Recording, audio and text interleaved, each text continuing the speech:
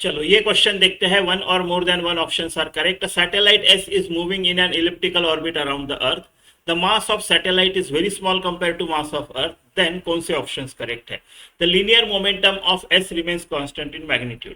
नहीं, देखो satellite S is moving in an elliptical orbit the around, it is same as planets moving around the sun, right.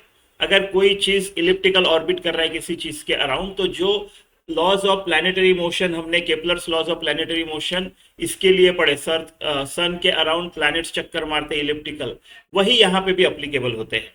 तो उस law के अनुसार फिर अगर आप देखोगे तो पहला वाला ऑप्शन रॉन्ग है, क्योंकि जो सेकंड लॉ है प्लैनेटरी मोशन का, ये आपकी अर्थ हो गई, ये आपका सैटेलाइट हो गया, वो इक्वल टाइम में इक्वल एरिया स्वीप करते हैं. एरिया वेलोसिटी पकड़ लो या फिर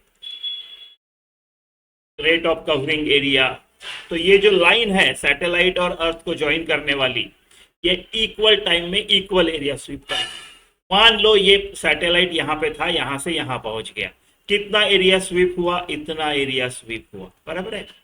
अब इतना, इसके लिए मान लो टाइम टी लग गया, इतना ही एरिया अगर मैं इधर निकालूं तो ऐसा कुछ होगा, राइट. ऐसा कुछ होगा.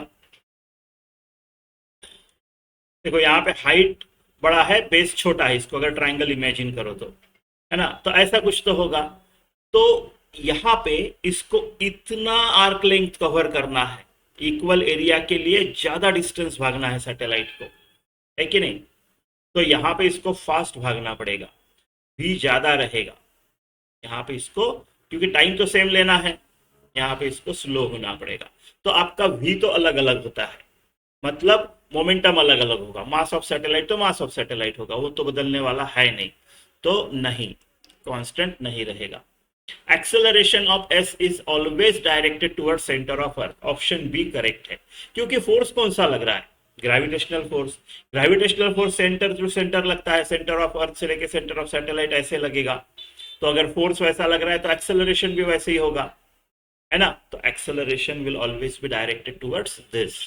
तो ये करेक्ट है, ठीक है. Angular momentum of S about centre of earth changes in direction but its magnitude remains constant. नहीं नहीं, ये जो है D A by D T constant, इसका मतलब होता है angular momentum upon 2m is equal to constant, right. तो एंगुलर मोमेंटम आपका कांस्टेंट होता है, डायरेक्शन भी और मैग्नीट्यूड सब कुछ कांस्टेंट ही है वो, राइट. इसको आप ऐसा भी देख सकते हो, एक तो ये है second law, right. Second law is because of, second law is actually consequence of conservation of angular momentum, ठीक है. ऐसा है, इसके लिए ऐसा नहीं है, वो ऐसा है, इसके लिए ऐसा है. एल कांस्टेंट है, इसके लिए ऐसा. अभी एल कांस्टेंट क्यों हुआ? एल कांस्टेंट इसलिए हुआ क्योंकि कौन सा आपको एक्सटर्नल टॉर्क दिख रहा है? यहाँ पे नहीं है कोई एक्सटर्नल टॉर्क, राइट. फोर्स कौन सा है? ग्रेविटेशनल फोर्स है. तो इसकी वजह से ऐसा पूरे के पूरे सिस्टम को, प्लैनेट और अर्थ दोनों को सिस्टम पकड़ लिया, उसको तो घुमाव नहीं है कोई, ठीक है नहीं, उसको कोई घुमाव नहीं है.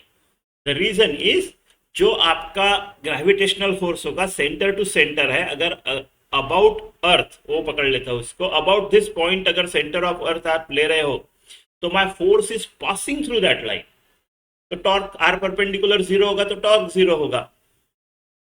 तो टॉर्क अगर जीरो है अबाउट अर्थ का सेंटर, टॉर्क अगर जीरो है तो आपका एल कांस्टेंट होना पड़ेगा, है ना. तो नहीं, डायरेक्शन चेंज नहीं होता है. Total mechanical energy of S varies periodically with time. हाँ ठीक है, ये भी रॉन्ग है आपका. कैसे? देखो, एक तो आपका फोर्स जो है कंजर्वेटिव है ना. यानी यहाँ पे अगर ये स्लो है तो यहाँ पे इसकी पोटेंशियल एनर्जी, ये इधर जाएगा, फास्ट होगा, तो potential got converted into kinetic, kinetic got converted. Total conservative forces में टोटल मैकेनिकल एनर्जी कांस्टेंट होती है ना, कांस्टेंट होती है. तो इसके लिए भी आप बोल सकते हो, है ना, इसके लिए भी आप बोल सकते हो कि टोटल मैकेनिकल एनर्जी कांस्टेंट है, वेरी नहीं होगा. ये भी गलत था, ये भी गलत था. तो इसका आंसर बी है.